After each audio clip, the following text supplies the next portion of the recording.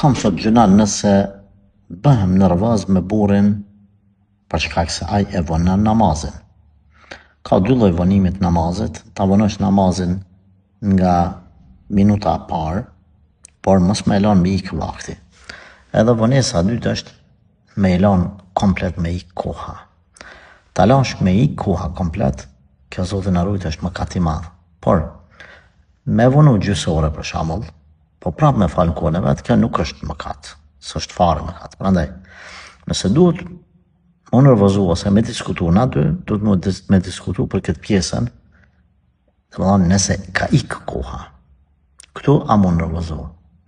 Ma mirë për të thamë unë, jo më nervozu, po më mërzit. Ka dallim më nervozu. Nervoza sjell pastaj veprime të gabuara, të ngutshme, dalish prej vetvetes, i thunej fjalë edhe hingjëna.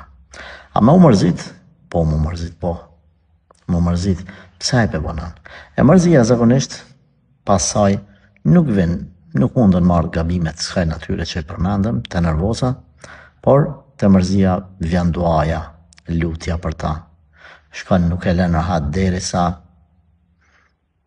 ta fal, ose çdo ditë nga pak e këshillon, e ban gajle burrin, derisa ta heki këtë ves.